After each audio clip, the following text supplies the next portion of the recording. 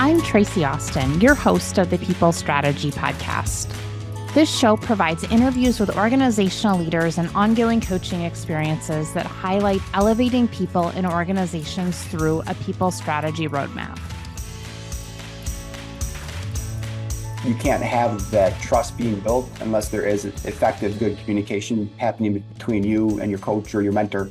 Because if you can't communicate well, how is the person going to be able to help you? Welcome to the People Strategy Podcast, where we talk about real life items that come forward in a day-to-day basis relating to how we support our people and create that people strategy through our organization. And we are in the middle of an incredibly special series here that is 8 weeks on leadership development. And I have brought with me on this journey Adam Gruszcynski from Potawatomi Casino Hotel. Adam is the IT director there. And one of the things that Adam has done is he's taken some of the key pieces of our podcast and put it into play in his leadership at Potawatomi. So Adam, welcome. Thanks for having me back, Tracy. Glad to be here. Yeah, absolutely. So today we're talking about coaching. Mm-hmm. So I'm curious, what does coaching mean to you as a leader? Sure. When we were talking about this in pre-podcast preparation, we kind of talked about what's the difference between a coach and a mentor. Yeah. And I in my head, I have a definite or a clear vision of what the difference is between the two, which some people might not agree with. But to me, coaching, I think of it as someone who is working with you, who is an expert in your field, trying to hone and make you better in a specific skill set. It doesn't matter. It could be one or two skill sets or just one thing. Where a mentor is more somebody who is an expert in the field who you're working with, who will help you guide you along your journey and not necessarily provide you with the answers, but have the conversation with you to get you, on the path to figure out the answer yourself. They're not going to give it to you, but they'll be more of a sounding board for you to talk about, hey, it's either this or this, and the reasoning for each situation. I think it's this one. What are your thoughts, to have that conversation? They're not necessarily helping you to develop a specific skill, but more along your journey for long-term growth. Amazing. And I love these different definitions. I'm going to give a slightly different definition of coaching, which is a coach does not have to be an expert in an area.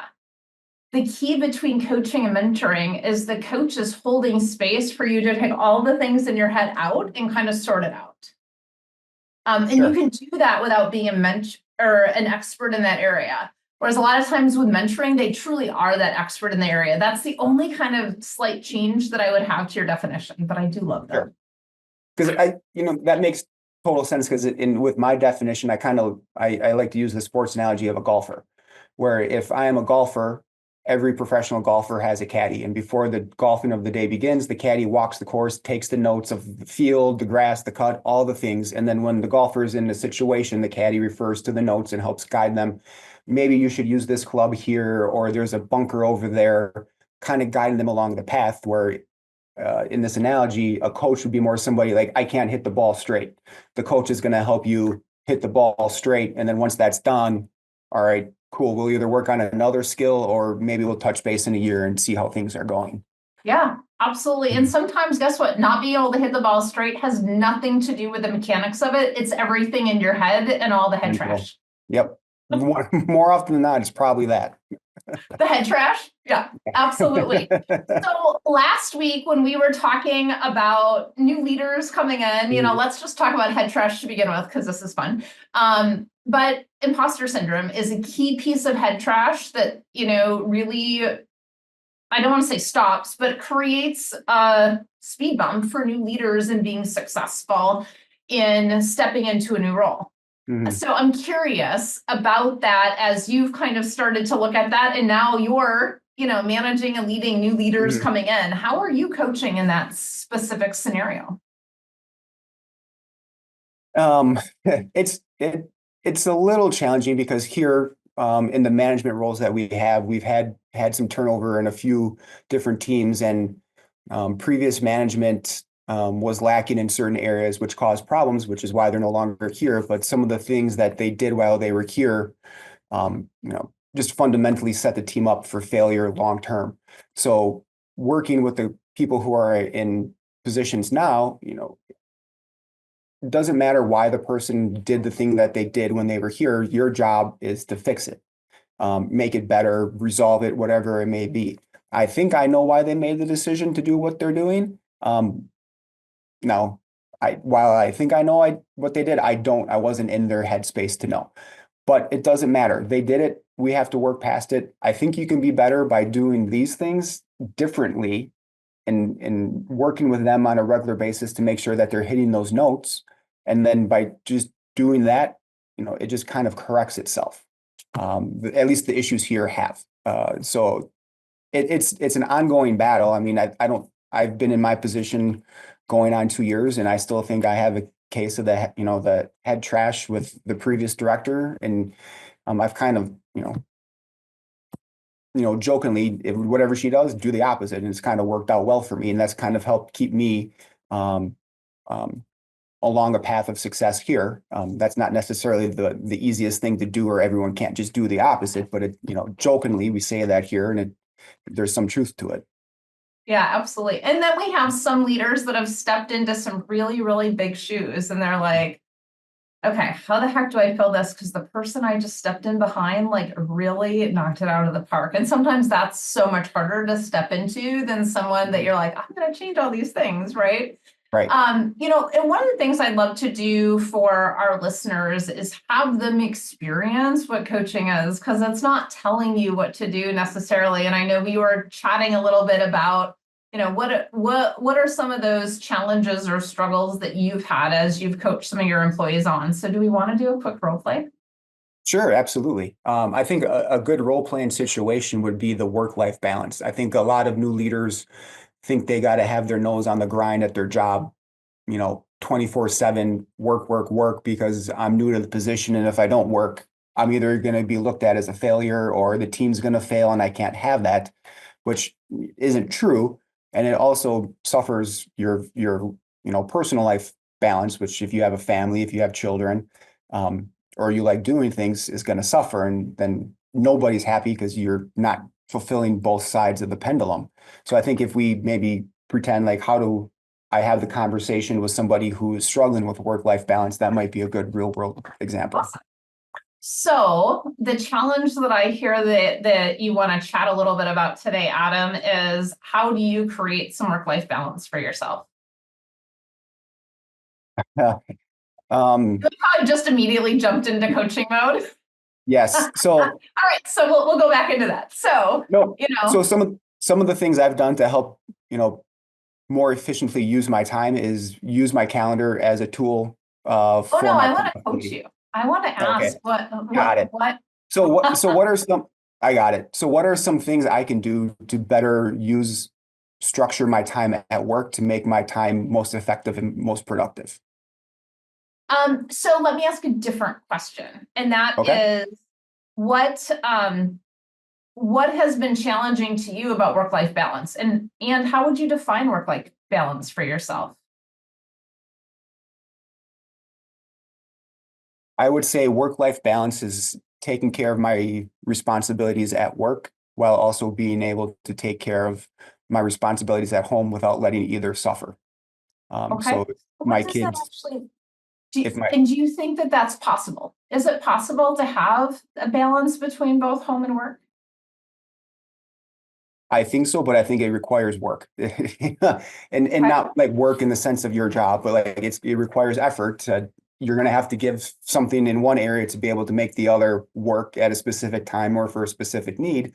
But then that will switch, as time and priorities or things pop up that you might have to give a little here and then move it over here. But it ultimately, will balance itself out.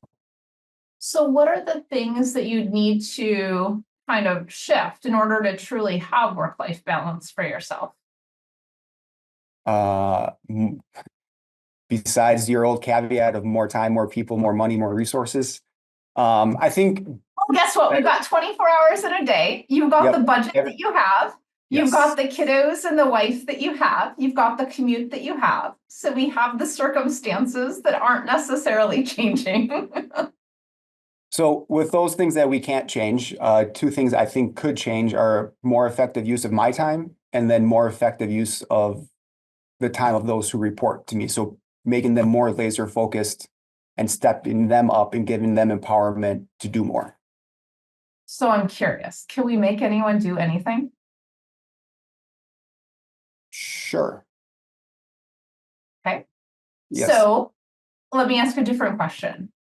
The first thing that you said was a better use of your time. Which one's easier? Better utilizing your time or forcing someone else to do something? Better use of my time would be easier. Okay, let's focus there first. How could Okay. you better utilize your time to create the work-life balance that you want for you? If I had my day more structured, that I knew, right, from this time to this time, I needed to work or focus my attention on this specific task, and not get caught up in other things. I think one of the common problems everybody has at work is email. Email's not going anywhere. I kind of tell my people that if it's urgent, I will text or call you, and email can be responded to when it gets responded to. So maybe carving out time specifically for just doing email and not worry about checking email when I'm dedicating myself to whatever the specific task is that I outlined for myself at that time. Awesome. So I'm hearing one solution is to essentially calendar block your time and communicate with the team as to when you will respond to email. Yes. What else? What other ways could you better manage your time? I believe coming up with a prioritization list of things that are truly important that need to get done versus things that are more fluffy and might be cool, but either don't bring a real value to a business partner or enhance the guest experience here.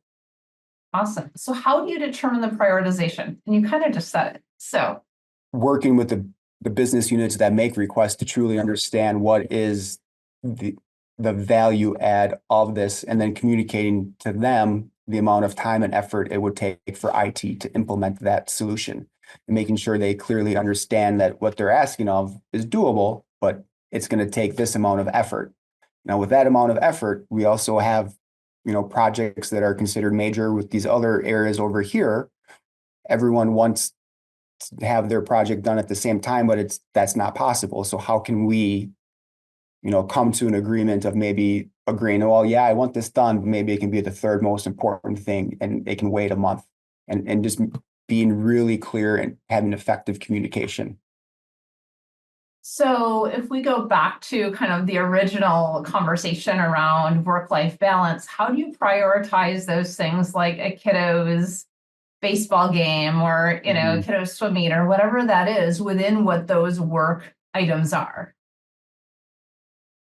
Well, since we established using a calendar to block off my time, I could use my calendar to block off time for my life balance. That if, my son has a baseball game on a Tuesday night at 4 o'clock in the afternoon, I make sure I, block off my calendar on that date, maybe a half hour before the game to allow me to get there for the start of the game so that I can then, spend the time with my family and cheer on my son and use that for other situations as they pop up in my life. Amazing. So what I heard you say in our coaching experiment here is, the challenge is work-life balance. And what I heard you say essentially is that you believe that there is a way to get work-life balance, right? So that thought or that belief in work-life balance created you to feel like it's possible. And we just came up with a ton of, options for you to do that within calendar blocking, within prioritization, within setting that example for your team. But it was also owning for you what was possible for you, knowing that the only thing you can control is yourself. And that result is now you're setting up ahead of time your calendar and your schedule to truly have the balance because you planned it. Nice job coaching. How did that feel for you being coached? And hey, how do we create this? That's question one. Then I have a question two. It was good. It made something that could potentially be viewed as a really big problem as you kind of broke it down by drilling into more pointed questions about the problem, that it's really not that hard of a problem to solve. You just need to maybe talk about it with someone else and use them as a guidepost to set up what needs to be done to achieve it. And do you have, so if we were truly in a coaching session, then I would say, what are you committing to, before we chat again next week or whatever that is? So I'm curious, is there anything out of this that you are committing to? There's nothing like on the spot on a podcast, right, Adam? On the spot on the podcast, I would say yes and no, because while it was a coaching session, calendar blocking is something I already utilize. I might not be 100% great at it, but it is something I do utilize, but maybe focusing on more making a concerted effort to pencil in the family events to help me get out of here on time to go be with them is something I might be committed to on the podcast. I love it. Now, what I'm curious about is for your team, like, how could you utilize that to support your team and ensuring that they're getting what they need, both at work and at home as well? I mean, sticking with the calendar concept, it would be rather easy to schedule reoccurring time with the people I need to talk to generate one-on-one conversations, which is something you and I talked about in the podcast previously, that I feel and you feel it's very important to have that. And if you make it a reoccurring appointment, you're establishing that you are important and this is the time I'm dedicating to you. Let's make it happen. Yeah, absolutely. Absolutely. So I'm curious, when you're either being coached or coaching others, what are some of those important underpinnings of having that kind of coaching relationship or that leadership relationship with folks, either in the organization or outside of the organization? Yeah, I think there's a couple traits that are important to make any coaching mentoring session successful.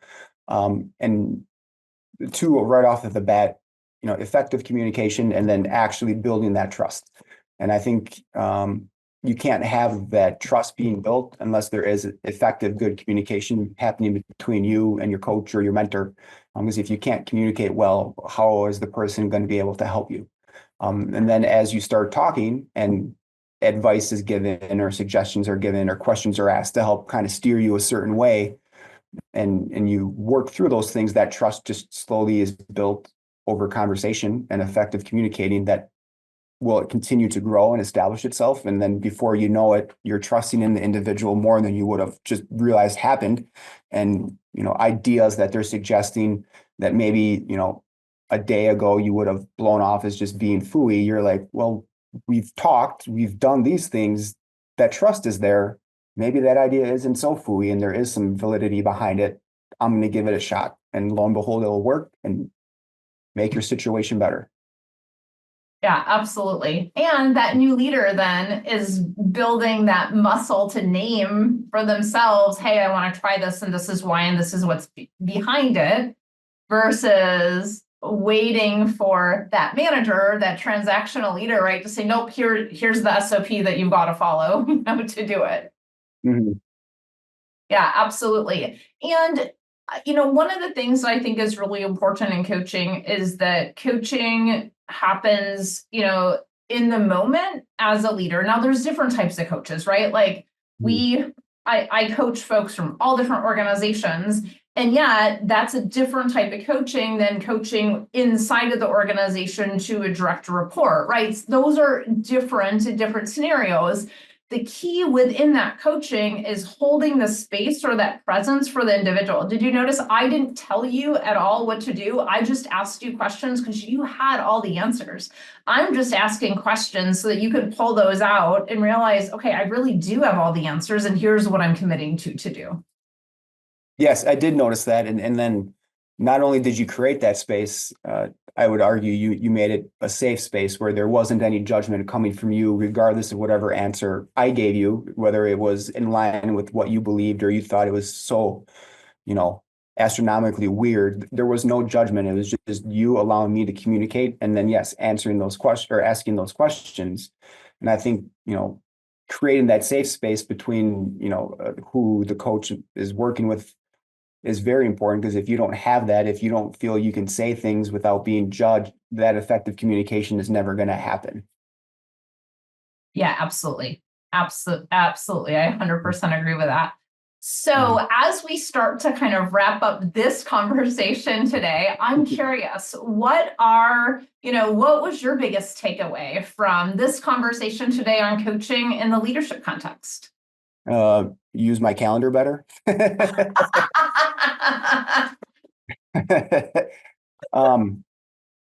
it's okay for a new leader to seek out a coach or a mentor. I mean, if you're new to leadership, there's nothing wrong with having somebody in your corner to bounce things off of or ask you questions to get you to start thinking of things differently or realizing I have the answers. I just needed somebody to ask me the question for my brain to realize I had the answer.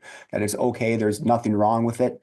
I know early on in my career, I was able to partner up. It was considered more of a mentorship.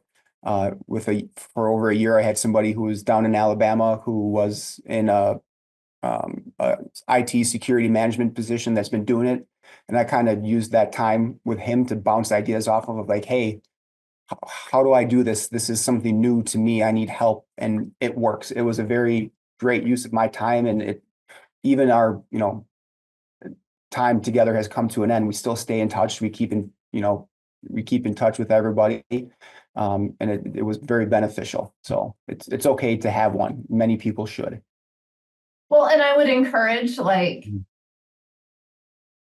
there's not a sports person out there that doesn't have a coach. There's, Right. When you look at, business folks, there's not the best ones out there all have a coach, right? And so, but within that coaching, it's also knowing, hey, where do I need to go within this? And many times they are not an expert in your field, right?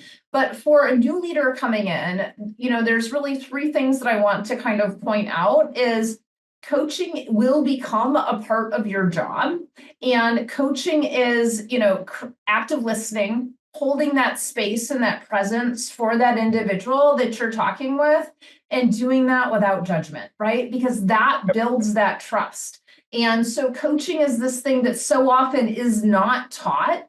And here's the thing with leadership. Leadership is about how are we being in that relationship versus the doings of it, right? Like, if you're doing things, but your heart is not in it and it's not aligned, it's going to come off as totally out of whack behaviors because it's not embodied. And that's, I think, a key between leadership and management. And so, within our leadership development program, we're really practicing this. We're looking at this. How did that feel in that situation? Because what we know is if it doesn't feel authentic or it feels like somebody's trying to get something from us, we don't have the trust to go back and continue to do our best for that person. Yeah, absolutely. I mean, when you were talking, I'm like, if you don't have your heart in it, it's going to come off as feeling fake. And everyone I think can relate to having somebody who was in a position above them who was just going through the motions and didn't necessarily believe or mean whatever they were doing. And it's easy to pick up on and not a fun place to be for anyone. Right. And typically, guess what's happening is turnover is going up. Right. The stakes are going up. Profitability is going down. None of those things get us to the business result that we want. Correct. Amazing. So as we wrap up today, again, this series is brought to you by the Leadership Development Program on behalf of Elevated Talent Consulting. And one thing that's really interesting about this program is we do have the training sessions happen early in the week, and it's an 8-week program, but on Fridays, every Friday, we have a coaching session that is a group coaching session around, hey, what is it that you learned in the training sessions on earlier that week that you have then put in practice throughout the week? And now we're going to coach on how that actually happened.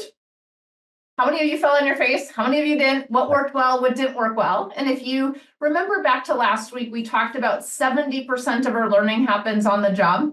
20% happens in collaboration with another person, i.e. coaching, and 10% is that formalized training. And so that leadership development program truly brings all three of those pieces together so that those changes are sustainable over time.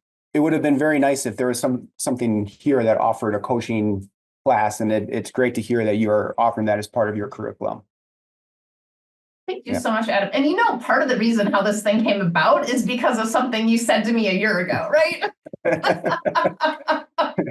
So with that, thank you so much for joining us this week on the People Strategy Podcast and our special series on leadership development. And we look forward to you listening in or watching on YouTube next week as we talk about employee engagement. Have a great week. Take care. Be good. Thank you so much for listening today. I'd love to connect with you. If you'd like to connect, you can find me on LinkedIn at Tracy, TRACI Austin, and at our website at elevatedtalentconsulting.com. If you'd love to learn more about our process, please reach out to us. And again, thank you so much for listening and sharing your feedback with us through a review. Have a fantastic day.